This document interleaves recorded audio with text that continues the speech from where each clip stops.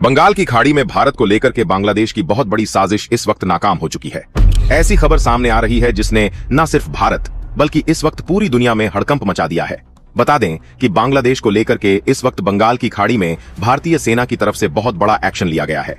लगातार भारत को लेकर के अस्थिर करने की कोशिश बांग्लादेश की इस बार उस पर बहुत भारी पड़ चुकी है और भारत ने न सिर्फ बांग्लादेश की पूरी प्लानिंग को नाकाम कर दिया है, बल्कि भारत ने इस वक्त आगे बढ़ते हुए बंगाल की खाड़ी के रास्ते इस वक्त बांग्लादेश पर सबसे बड़ा धावा बोल दिया है।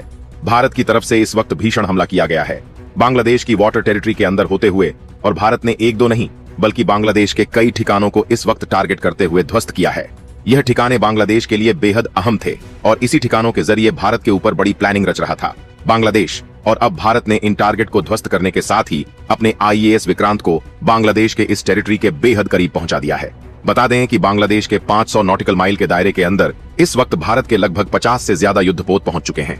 एक तरफ तो भारत लगातार एक के बाद एक बांग्लादेश से भारत की सटी हुई बॉर्डर के 3 अलग अलग डिवीजन पर इस वक्त लगातार सेना तबाही मचा रही है। लगातार सेना आगे बढ़ते हुए कई जगहों पर भीषण एक्शन ले रही है। तो वहीं इस वक्त जो खबर सामने आ रही है उसने पूरे मामले को और भी ज्यादा ज्वलंत कर दिया है।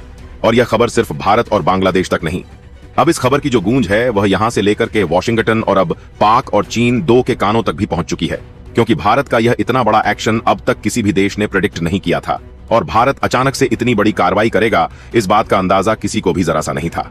दरअसल भारत ने इस वक्त नेवी के रास्ते इस वक्त पूरे के पूरे मामले को कैप्चर करते हुए अब बांग्लादेश पर बहुत बड़ा अटैक किया है। और ये आपको बता दें कि इसके पीछे बांग्लादेश की बहुत बड़ी साजिश जिम्मेदार बन चुकी है।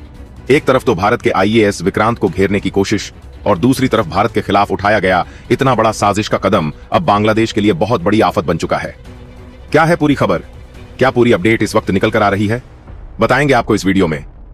चैनल पर बने रहे, वीडियो को लाइक और चैनल को अगर अभी तक सब्सक्राइब नहीं किया तो सब्सक्राइब कर लें और बेल आइकन को भी जरूर दबा लीजिएगा। भारत के खिलाफ बांग्लादेश की नापाक साजिश जिस तरीके से परत दर परत सामने आ रही है उससे न सिर्फ दक्षिण एशिया की राजनीति को हिला दिया है बल्कि पूरी दुनिया को साफ संदेश दे दिया है कि भारत अब पुराने ढर्रे पर चलने वाला भारत नहीं रहा। यह वही भारत है जो पहले चेतावनी देता था, डिप्लोमेसी की बातें करता था, संयम की भाषा बोलता था, लेकिन अब हालात बदल चुके हैं। अब अगर भारत के खिलाफ साजिश रची जाएगी तो उसका जवाब समुद्र की लहरों में, मिसाइलों की गूंजों में और युद्धपोतों की तैनाती में मिलने जा रहा है। बंगाल की खाड़ी में अब तक जो व्यापार का रास्ता मानी जाती थी, जहां से शांति, सहयोग और आर्थिक रिश्तों की बातें भारत करता था, वहीं बंगाल की खाड़ी इस वक्त युद्ध के क्षेत्र में तब्दील हो चुकी है। पिछले 48 घंटों में जिस तरह से भारतीय नौसेना ने मोर्चा संभाला है, जिस तरह से समुद्र के रास्ते बंगाल की बांग्लादेश की हर एक हरकत पर नजर रखी गई है, उसने ढाका से लेकर के वॉशिंगटन तक खलबली मचा दी है। बांग्लादेश को यह गलतफहमी थी कि भारत केवल जमीन पर सोचता है, भारत केवल सीमाओं तक सीमित रहता है, लेकिन बांग्लादेश यह भूल गया कि भारत की असली ताकत उसका समुद्री वर्चस्व है। हिंद महासागर से लेकर के बंगाल की खाड़ी तक भारत का प्रभाव केवल नक्शे पर नहीं बल्कि रणनीति पर लिखा हुआ है। दरअसल इस कहानी की शुरुआत यहीं से होती है। पिछले कुछ महीनों के भीतर बांग्लादेश के अंदर जिस तरह से भारत विरोधी गतिविधियां तेज हुई हैं, जिस तरह से भारत के खिलाफ बयानबाजी बढ़ी है, जिस तरह से हिंदुओं को निशाना बनाया गया है, उससे साफ हो गया था कि कहीं न कहीं कोई बड़ी ताकत पर्दे के पीछे काम कर रही है। या केवल बांग्लादेश का दुस्साहस तो अकेले नहीं हो सकता है, यह एक ऐसी सोची समझी साजिश थी। भारत के इंटेलिजेंस इनपुट पहले ही संकेत दे चुके थे कि बंगाल की खाड़ी के रास्ते कुछ बड़ा होने वाला है। चीन पाक के साथ बांग्लादेश के गुप्त सैन्य संपर्क, हथियारों की खेप, रडार सिस्टम, निगरानी उपकरण, यह सब अचानक नहीं हो रहा है। यह एक लंबे समय से तैयार किया जा रहा प्लानिंग का हिस्सा था। बांग्लादेश एक तरफ चिकन नेक को दबाने की योजना बना रहा था तो दूसरी तरफ बंगाल की खाड़ी के भारत के पूर्वी तट को अस्थिर करने की कोशिश कर रहा था। उसे लग रहा था कि अगर भारत की सप्लाई लाइन प्रभावित होती है, अगर समुद्री दबाव बनाया गया तो भारत बैकफुट पर चला जाएगा। यही सबसे बड़ी गलती थी बांग्लादेश की। भारत ने जैसे ही इनपुट को कंफर्म किया वैसे ही पूरे बंगाल की खाड़ी में भारतीय सेना की तैनाती शुरू हो गई। IAS विक्रांत को आगे किया गया, destroyer frigate submarine support system कुछ अलर्ट मोड में डाल दिए गए। यहां कोई रूटीन मोमेंट नहीं था, यह युद्ध की तैयारी थी। पिछले 24 घंटे में बंगाल की खाड़ी को पूरी तरीके से सहन छावनी में बदल दिया गया। बांग्लादेश को साफ शब्दों में नए साल की शुरुआत उसके लिए भारी पड़ सकती है, कहा गया। लेकिन बांग्लादेश के नेतृत्व को गलतफहमी थी। मोहम्मद यूनुस को लग रहा था कि भारत केवल बयानबाजी करेगा। उसे भरोसा था कि चीन और पाक उसकी परोक्ष मदद के लिए उसे सुरक्षा गया और यही भरोसा उसके लिए सबसे बड़ा खतरा बन गया है। जैसे बांग्लादेश की नौसेना ने भारतीय युद्धपोतों को घेरने की कोशिश की, वही पल इस पूरी कहानी का टर्निंग पॉइंट बन गया। यह केवल सैन्य चुनौती नहीं थी, यह भारत की संप्रभुता को डायरेक्टली चुनौती देना था। भारत ने उसी वक्त स्पष्ट कर दिया कि अगर यहां हरकत नहीं रुकी तो परिणाम अकल्पनीय होंगे, और फिर जो हुआ उसने इतिहास बदल दिया। भारतीय नौसेना ने पहले चरण में टारगेट लॉक किए, बांग्लादेश के उन द्वीपों की पहचान की गई जहां से नौसैनिक गतिविधियां संचालित की जा रही थीं। उन पोर्ट्स को चिन्हित किया गया जहां से भारत विरोधी ऑपरेशन की तैयारी चल रही थी। फिर शुरू हुआ असली एक्शन। ब्रह्मोस मिसाइलों की तैनातगी केवल संदेश नहीं थी, यह क्षमता का प्रदर्शन था। समुद्र के भीतर टारपीडो सिस्टम को एक्टिव किया गया। बांग्लादेश की नौसेना को यह एहसास दिला दिया गया कि भारत केवल ऊपर से नहीं नीचे से भी मार कर सकता है। 3 बांग्लादेशी युद्धपोत या तो निष्क्रिय कर दिए गए या फिर पूरी तरीके से ध्वस्त कर दिए गए। कई पोतों पर भारत का नियंत्रण स्थापित कर लिया गया। हालात ऐसे बन गए कि बांग्लादेश को अपनी नौसेना को पीछे हटाने पर मजबूर होना पड़ा। बंगाल की खाड़ी में जिस देश को अब तक अपना एकाधिकार लग रहा था, वही देश अपने ही पानी से हटने को मजबूर हो गया। इस बीच ढाका में अफरा तफरी का माहौल छा गया। आपातकाल लागू कर दिया गया, सीमाएं सील कर दी गईं, समुद्र और जमीन दोनों बॉर्डर बंद। मोहम्मद यूनुस को समझ आ गया कि मामला हाथ से निकल चुका है और तभी वह कदम उठाया जिसने इस पूरे संघर्ष को अंतरराष्ट्रीय बना दिया। अमेरिकी राष्ट्रपति डोनाल्ड ट्रंप को फोन। यह फोन केवल मदद की गुहार नहीं, एक स्वीकृति थी।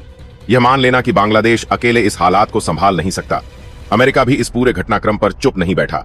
चीन की बढ़ती मौजूदगी, बंगाल की खाड़ी में सैन्य हलचल, भारत के खिलाफ साजिश, यह सब अमेरिका के लिए भी खतरे की घंटी थी और यहीं से खेल और बड़ा हो गया।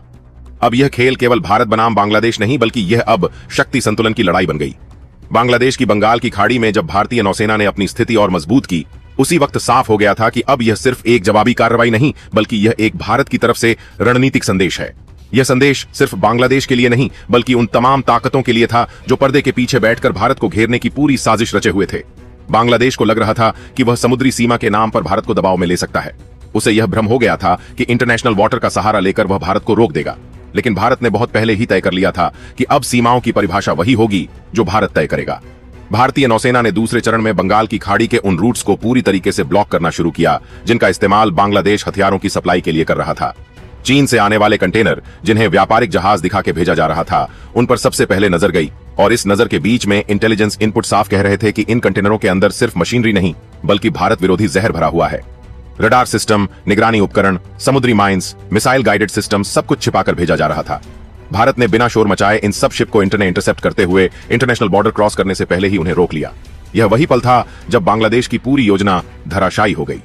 बांग्लादेश ने इसे अपनी बेइज्जती माना और यहीं से उसने अपनी सबसे बड़ी गलती कर दी।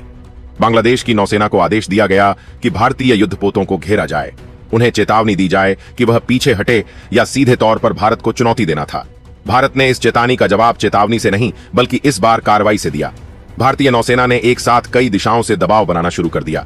एक तरफ एयर सर्विलेंस बढ़ाया गया, दूसरी तरफ पानी के नीचे सबमरीन मूवमेंट तेज की गई। बंगाल की खाड़ी के नीचे जो हो रहा था उसकी भयानकता बांग्लादेश को नहीं थी। भारत ने बांग्लादेश के उन द्वीपों को टारगेट किया जहां से नौसेना के ऑपरेशन ऑपरेट किए जा रहे थे। ये वही द्वीप थे जहां बांग्लादेश अपने सुरक्षित सैन्य ठिकाने मान रहा था। पहला झटका तब लगा जब एक के बाद एक बांग्लादेशी नेवी पोर्ट्स पर हमला हुआ। रडार सिस्टम ध्वस्त किए गए, कम्युनिकेशन लाइन टूट गई। दूसरा झटका तब लगा जब बांग्लादेश के 3 युद्धपोतों को पूरी तरीके से निष्क्रिय किया गया। कुछ को समुद्र में ही छोड़ना पड़ा, कुछ भारतीय नौसेना के कंट्रोल में आ गए। बांग्लादेश की नौसेना बैकफुट पर चली गई और यहीं से ढाका में खलबली भी मच गई। आपातकाल लागू करना मजबूरी बन गया। सीमाएं सील कर दी गईं, सेना को सड़कों पर उतार दिया गया, लेकिन हालात हाथ से निकल चुके थे। मोहम्मद यूनुस को समझ आ गया कि अगर अब भी स्थिति नहीं संभाली गई तो सत्ता उसके हाथ से फिसल जाएगी, जिसके अंदर विरोध तेज हो रहा था। राजधानी ढाका में डर का माहौल और लगातार अस्थिरता बढ़ती जा रही है। तभी उसने अमेरिका का दरवाजा खटखटाया।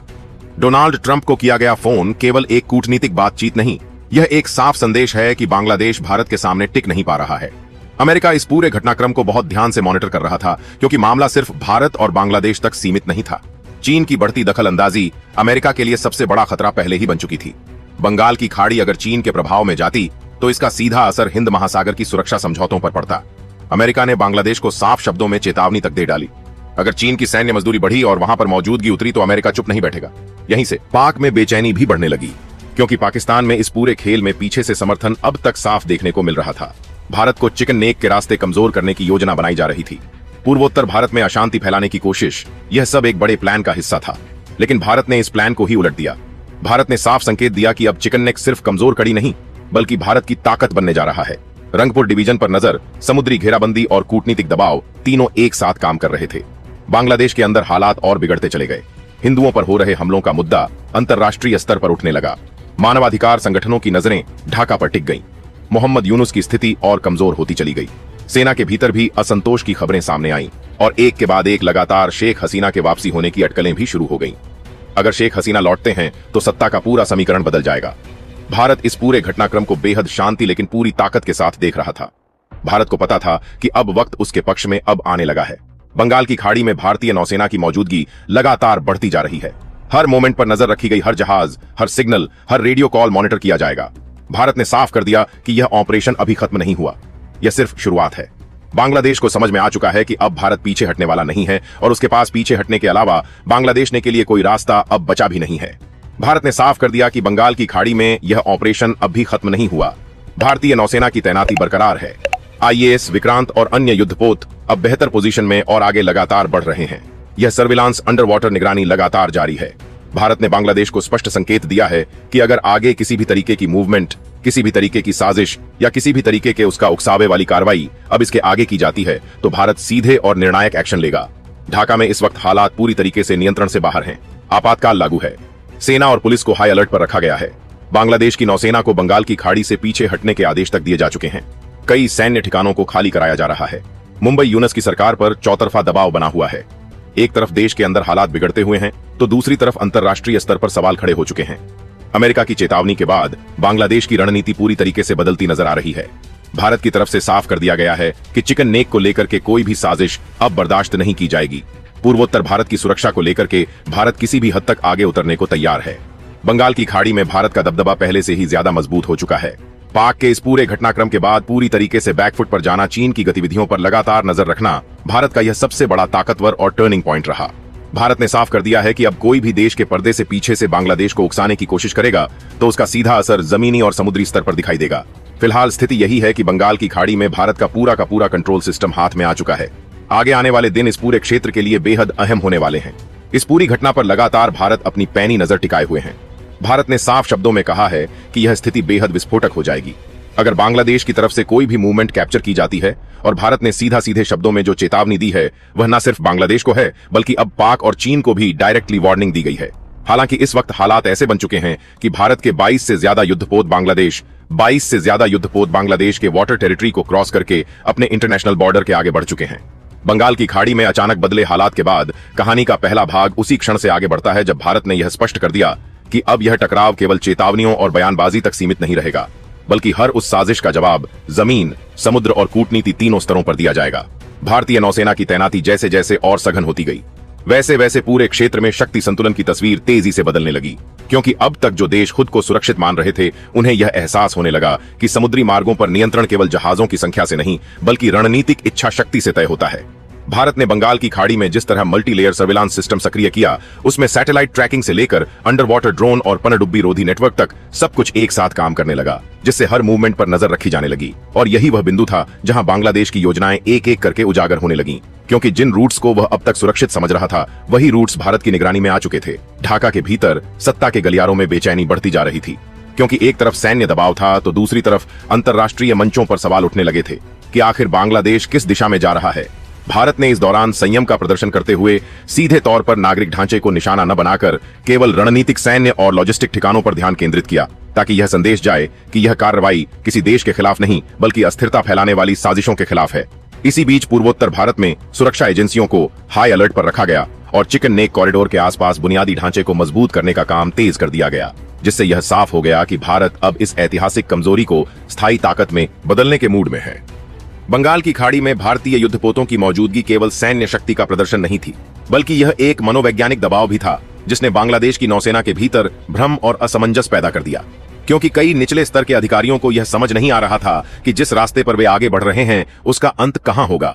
इसी दौरान भारत की खुफिया एजेंसियों को यह संकेत मिलने लगे कि बांग्लादेश के भीतर ही कई समूह इस टकराव से असहज हैं और वे नहीं चाहते कि उनका देश किसी बड़े क्षेत्रीय संघर्ष का मोहरा बने। यह आंतरिक असंतोष धीरे धीरे सतह पर आने लगा और सोशल मीडिया से लेकर स्थानीय बैठकों तक यह सवाल उठने लगा कि क्या बाहरी ताकतों के भरोसे भारत जैसे देश से टकराव लेना समझदारी है। भारत ने इस मनोदशा को भांपते हुए अपनी कूटनीतिक भाषा को और सटीक किया और अंतर्राष्ट्रीय मंचों पर यह दोहराया कि उसका उद्देश्य क्षेत्रीय स्थिरता है, न कि विस्तारवाद। वहीं अमेरिका, यूरोप और दक्षिण पूर्व एशिया के कई देशों ने बंद दरवाजों के पीछे भारत के इस रुख को व्यावहारिक और संतुलित माना, क्योंकि उन्हें भी यह एहसास था कि बंगाल की खाड़ी का अस्थिर होना वैश्विक व्यापार और ऊर्जा सुरक्षा के लिए खतरनाक साबित हो सकता है। इस पूरे घटनाक्रम में चीन और पाकिस्तान की भूमिका को लेकर चर्चाएं तेज होती चली गईं। लेकिन भारत ने जानबूझकर सार्वजनिक रूप से किसी पर सीधा आरोप लगाने से परहेज किया ताकि हालात और न भड़कें। हालांकि रणनीतिक स्तर पर हर संभावित परिदृश्य के लिए तैयारियां चलती रहीं और नौसेना के साथ साथ वायुसेना और थलसेना के बीच समन्वय को अभूतपूर्व स्तर तक बढ़ाया गया।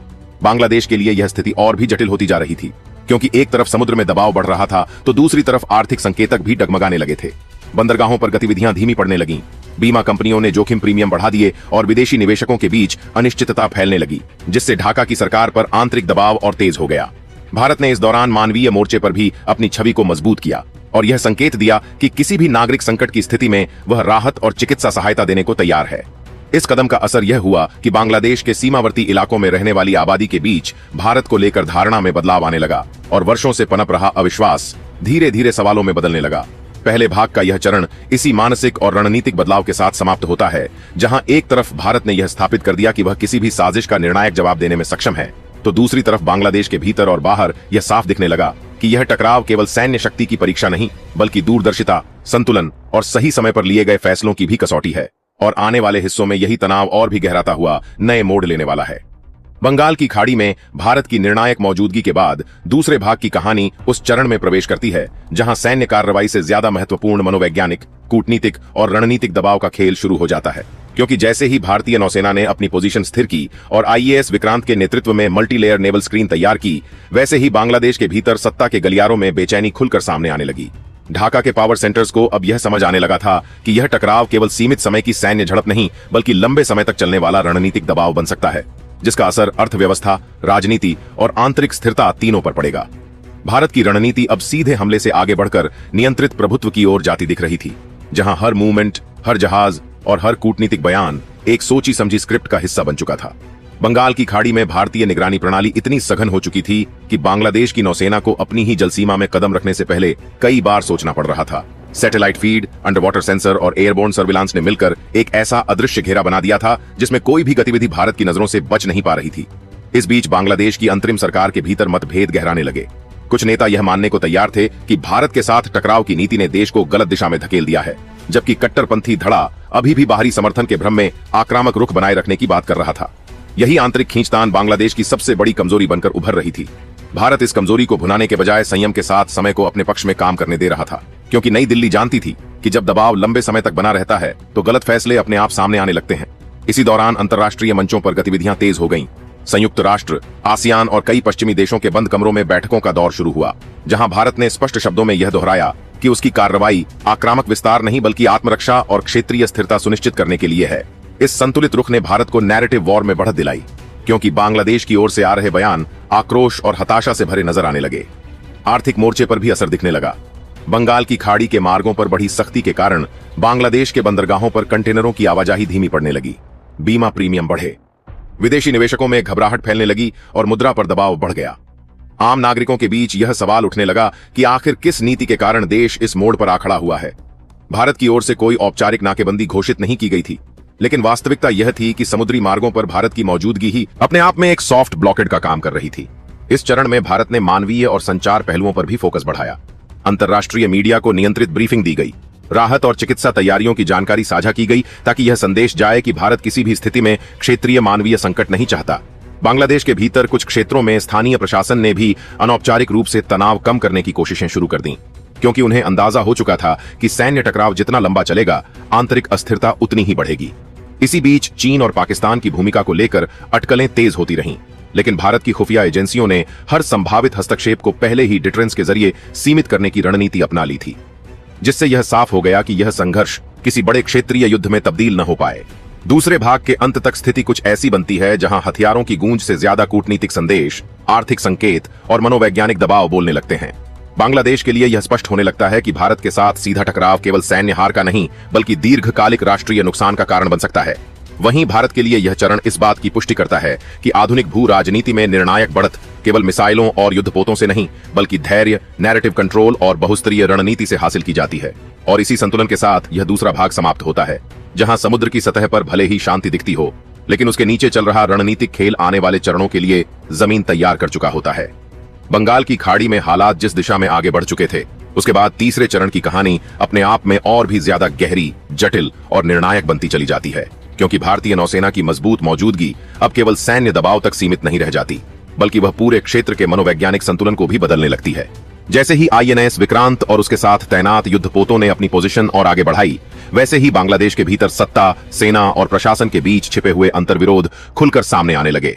ढाका में बैठे नीति निर्धारक यह समझ चुके थे कि अब यह केवल सीमा पर होने वाली झड़पों या बयानबाजी का मामला नहीं रहा, बल्कि यह सीधे तौर पर शासन की वैधता, अंतर्राष्ट्रीय भरोसे और आंतरिक स्थिरता से जुड़ चुका है। भारत की रणनीति इस चरण में और भी ज्यादा बहुआयामी दिखाई देने लगती है, क्योंकि एक तरफ समुद्र में सख्त निगरानी और नियंत्रित दबाव जारी रहता है, तो दूसरी तरफ कूटनीतिक चैनलों के जरिए यह संदेश भी लगातार दिया जाता है कि भारत का उद्देश्य विनाश नहीं बल्कि संतुलन और सुरक्षा है। हालांकि बांग्लादेश के भीतर इस संदेश को सुनने और समझने की क्षमता तेजी से कमजोर होती जा रही थी। सेना के निचले स्तर पर यह सवाल उठने लगे थे कि आखिर वे किस रणनीति के तहत इतनी बड़ी ताकत के सामने खड़े हैं।